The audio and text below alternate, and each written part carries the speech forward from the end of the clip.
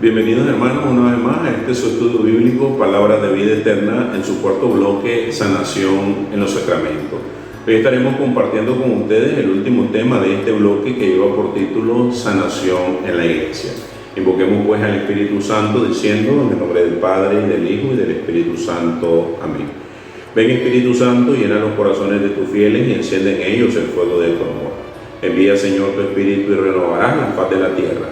Oh Dios, que has iluminado los corazones de tus fieles con la luz del Espíritu Santo, concédenos que, guiados por el mismo Espíritu, sintamos con rectitud y gocemos siempre de tu consuelo, por Jesucristo nuestro Señor.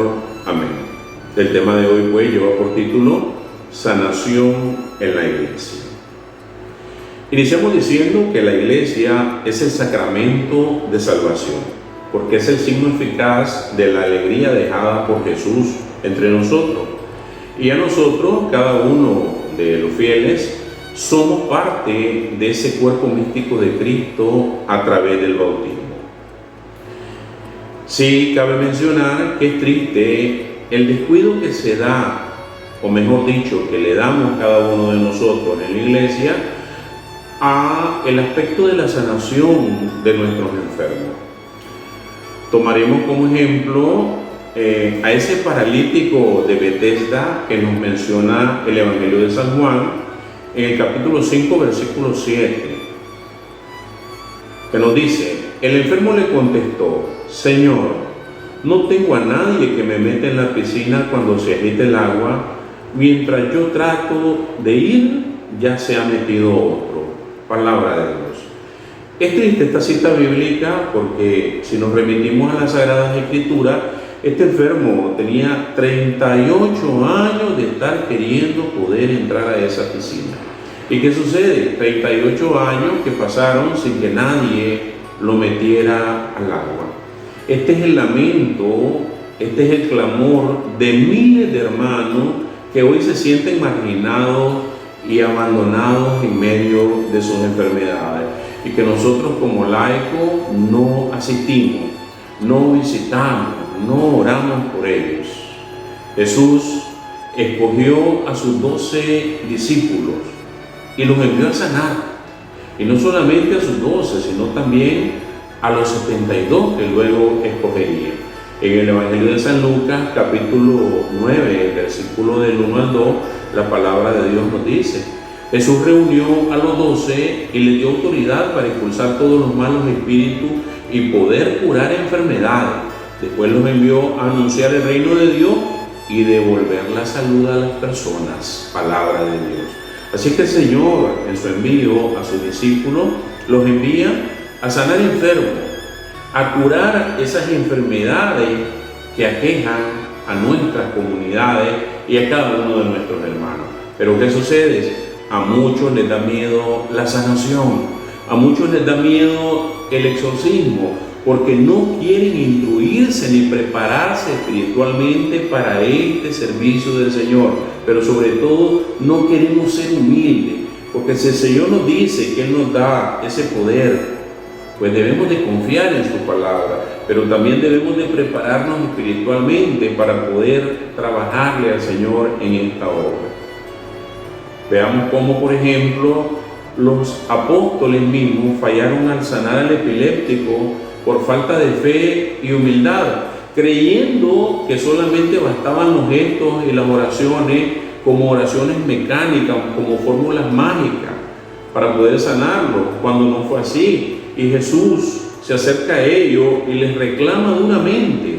El Evangelio de San Lucas, capítulo 9, versículos 40 y 41, nos dice: he pedido a tus discípulos que echaran el demonio, pero no han sido capaces.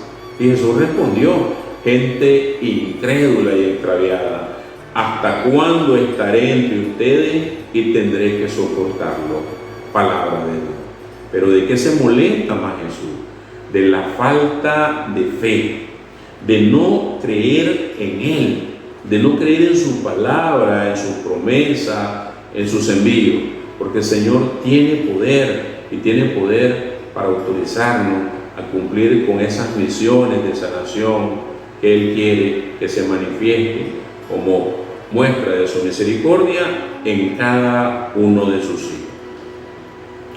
Una de las principales características de los santos de la Iglesia es la humildad, y por eso el Señor manifiesta su poder en la sanación. Cuando Pedro era engreído, no obraba milagros, porque Pedro tenía un carácter fuerte, muchos dirían que era odioso, y era engreído, no obraba ningún milagro.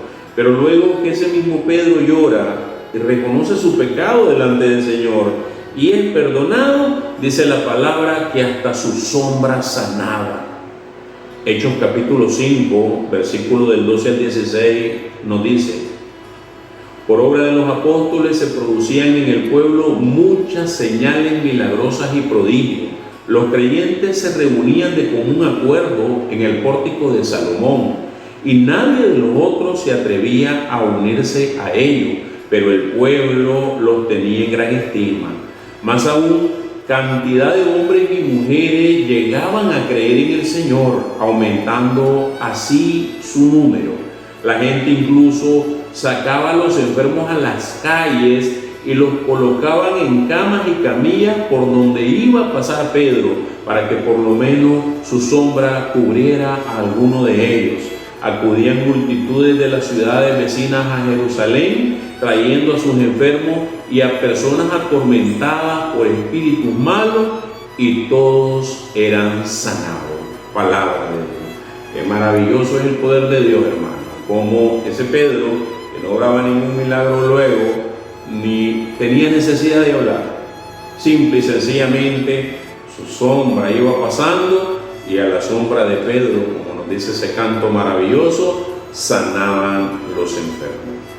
Veamos pues cómo la humildad, como una vida espiritual correcta, como una relación personal con Dios, nos acerca a orar esos milagros de sanación. Y veamos como ejemplo la sanación de los santos. Se nos dice que San Francisco sanó paralíticos con solamente hacerles la señal de la cruz. Santa Clara sanó leprosos y epilépticos, en el tiempo en que la lepra y la epilepsia ni siquiera tenían un tratamiento. San Felipe Neri, por ejemplo, sanó de cáncer de pecho a una mujer en un momento, en una época en que la quimioterapia y todos esos tratamientos contra el cáncer ni siquiera se soñaban. Don Bosco sanó niños, sanó paralíticos, sanó sordomudo. El Padre Pío sanó y liberó de malos espíritus a muchas personas, y muchos santos más sanaban con el poder y con la autoridad que Jesús les da, porque pusieron su confianza y su fe en las palabras del Señor. Y es aquí donde nosotros tenemos una misión. Quizá no nos sintamos dignos para ir y decir que vamos a sanar en el nombre del Señor a un enfermo, que el Señor va a obrar milagros a través de nosotros, pero sí lo podemos hacer a través de ese acercamiento a nuestros enfermos, a través de esa forma de tratar al enfermo. ¿Y cómo debemos tratar al enfermo? Pues el ejemplo nos lo da nuestro Señor Jesucristo cuando trató a ese sordomudo. El Evangelio de San Marcos, capítulo 7, versículo del 31 al 35 nos dice: saliendo de las tierras de Tiro, Jesús pasó por Sidón y dando la vuelta al lago de Galilea, llegó al territorio de Decápolis. Allí le presentaron un sordo que hablaba con dificultad y le pidieron que le impusiera la mano. Jesús lo apartó de la gente, le metió los dedos en los oídos y con su saliva le tocó la lengua. Enseguida levantó los ojos al cielo, suspiró y dijo: Efetá, que quiere decir ábrete. Y al instante se le abrieron los oídos, le desapareció el defecto de la lengua y comenzó a hablar correctamente. Palabra de Dios. Qué lindo es la actitud del Señor ante el enfermo. Y esta actitud se manifiesta en los pasos que fue dando para esa sanación. Pasos que quizás Jesús no necesitaba para poder sanar a este enfermo, pero que eran la manifestación tangible de lo que estaba obrando en la vida de este necesitado. Es lo primero que hizo Jesús, es lo primero que tenemos que hacer nosotros. Dice el Señor que lo primero que hizo fue que lo apartó de la gente, lo llevó a un lado, luego metió sus dedos en sus oídos, luego puso saliva en su lengua, suspiró, vio al cielo. Y Jesús no necesitaba hacer tantos gestos para sanar, lo hizo para poderse acercar al enfermo y de esta manera aumentar su fe, al igual que lo hace la iglesia con todos los gestos de los sacramentos que tenemos en nuestra Santa Madre Iglesia.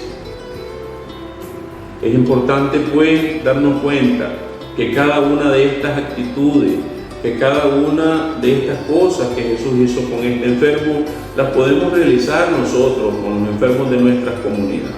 Lo primero, abrir los oídos. Nosotros podemos abrir los oídos del enfermo a través de la palabra de Dios para que se manifieste la obra de sanación y también de conversión.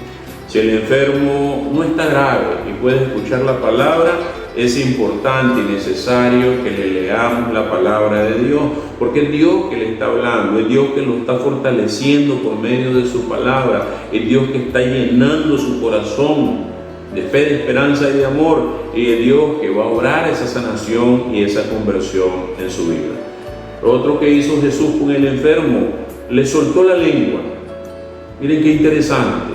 Nosotros debemos dejar que el enfermo hable, que el enfermo se desahogue, que el enfermo pueda ser escuchado, porque desgraciadamente en este mundo nos encanta que nos escuchen, pero no nos gusta escuchar. Y el enfermo está pasando por un momento difícil, y es a través de ese desahogo, es a través de esa confesión que nos hace que él se siente más aliviado. Y nosotros debemos tener paciencia para escucharlo, y no solamente para escucharlo, sino también para darle una palabra de aliento, una palabra de fe que lo haga sentir mejor. Esa es la palabra también que el Señor apartó al enfermo, lo hizo a un lado del mendigo. El paciente normalmente, y sobre todo cuando es un paciente grave, se le prohíben las visitas. En los hospitales, en muchos lugares ni siquiera puedes entrar, pero en otros lugares las visitas están limitadas. El enfermo espiritual de igual manera se hospitaliza espiritualmente a través de un retiro, a través de la oración, a través de la reflexión, a través de la escucha de la música cristiana, a través de la lectura de la palabra, ya sea que él la lea o que otro se la lea. Nosotros debemos apartar del mundo al enfermo, apartar de la preocupación al enfermo, apartar de la angustia al enfermo, no hablarle más sobre los males de su enfermedad, sino hablarle del amor y de la misericordia de Dios, para que esa palabra vaya haciendo esa sanación que él tanto necesita. Y finalmente, dejarse trabajar. Así como el sordomudo que dejó que Jesús hiciera todo esto, que lo tocara, que pusiera saliva en su lengua, que metiera su dedo en sus oídos, que lo apartara. Así el enfermo debe dejarse guiar por la iglesia y sus servidores para de esta manera obtener la sanación física y espiritual que tanto le clama al Señor. Hermano, la iglesia es madre y es maestra. La iglesia se preocupa por la necesidad de cada uno de sus hijos. Por eso, hermanos, nosotros confiemos en que esta iglesia, que es la iglesia de Cristo, tiene esas herramientas de amor y de misericordia que son cada uno de los sacramentos, y que cada uno de los sacramentos nos sanan de manera viva y eficaz. Pero nosotros debemos conocer esa sanación, debemos conocer esa obra de amor y misericordia que hace el Señor a través de estas herramientas que nos ha dejado, de estos regalos, de estos dones que son los sacramentos, y confiar en nuestra Santa Madre Iglesia para que nos guíe en este caminar y nos acerque más al Señor. Finalizo pues con la parábola del día de hoy, que lleva por título Se buscan profesores. Los animales que vivían en el bosque decidieron que había llegado la hora de abrir una escuela para sus pequeños. Los que tenían a su cargo la proyectada escuela pusieron un anuncio en los periódicos locales que decía: se necesitan profesores para escuela nueva. Entrevista el domingo por la mañana. Solo se admiten solicitudes de quienes tengan títulos adecuados. El domingo por la mañana los presuntos profesores esperaban fuera de la sala de entrevista. El primero en aparecer ante el comité seleccionador fue un gorrión. Tímidamente dijo: deseo solicitar el puesto de profesor de canto. ¿Sabe cantar?, le preguntaron. ¿Es un cantor con experiencia? Desde luego, canto muy bien. Llevo cantando desde el día que nací, contestó el gorrión. Dicho esto, comenzó a cantar una armoniosa y delicada melodía. De repente, la comisión le interrumpió. No nos interesa lo bien que sepa cantar. Lo que queremos saber es dónde ha aprendido y los títulos y diplomas que posee. No podemos tomar en cuenta su petición a menos que posea títulos adecuados. El gorrión quedó desconcertado. Yo sé cantar, como han oído, pero no poseo diplomas ni títulos, dijo. En tal caso, no podemos admitirle, dijo bruscamente la comisión. No nos interesan profesores sin títulos. El siguiente candidato entrevistado fue un delfín. Deseo ser empleado como maestro de natación en su nueva escuela, dijo. ¿Dónde ha aprendido a nadar?, le preguntaron. Es de suponer que tendrá un título certificado de alguna institución de natación. El delfín movió la cabeza apesumbrado. Lo siento, dijo. Soy un excelente nadador y un profesor amable y bueno, pero no tengo título. La comisión lo despidió sin escucharle más. No tenemos en cuenta las solicitudes de quienes no poseen títulos, le dijeron. Uno tras otro fueron entrevistando al resto de los solicitantes. Las abejas dijeron: deseamos solicitar el puesto para la sección de trabajos manuales de esa escuela. Nuestras colmenas son una maravilla de formas intrincadas y un primor. Somos pacientes y laborosas, seríamos buenas profesoras de manualidades, pero al enterarse de que no poseían título, la comisión las rechazó. Un ciervo solicitó dar clases de carreras y un mono pidió el puesto de profesor de gimnasia. Una araña quería enseñar a los pequeños a tejer, pero ellos fueron rechazados por no tener los títulos necesarios. Al final, la comisión decidió que no era posible abrir una nueva escuela por falta de personal bien instruido y titulado. Juzgue usted, hermano, la situación. Igual nos sucede en nuestras iglesias. Muchas veces despreciamos a todos aquellos hermanos que por el hecho de conocerlo pensamos que no nos pueden ayudar, que no pueden tener conocimiento, y decimos: ¿y quién es ese? ¿Y de qué se la da ese? ¿Y qué sabe ese? Mas no sabemos que la verdadera sabiduría viene de Dios. Por eso, hermano, busquemos cada uno de estos sacramentos que son ese regalo del Señor y que pueden hacer maravillosos cambios en nuestra vida. Y no los despreciemos por el simple hecho de no conocerlo, porque estamos despreciando la voluntad salvífica de Dios. Oremos. Señor Padre Celestial, este día te pedimos por tu iglesia que es madre y maestra, para que la ilumines, para que la llenes siempre de fe, de esperanza, pero sobre todo de amor, para que pueda manifestarnos ese amor tuyo a cada uno de nosotros, tus hijos. Te pedimos por tus obispos, por tus sacerdotes, por tus hombres y mujeres de vida consagrada, por todos y cada uno de los laicos que ponemos nuestro granito de arena en la construcción de tu reino, para que la bendición, Señor, llegue a cada uno de tus hijos. Te pedimos, Señor, por sanación para tu pueblo, especialmente en este tiempo de pandemia, en este tiempo en que esa terrible enfermedad del COVID-19 está haciendo tanto daño en nuestros hogares y en nuestras familias. Te damos gracias, Señor, por todas las personas que hemos podido salir adelante después de padecer esta enfermedad.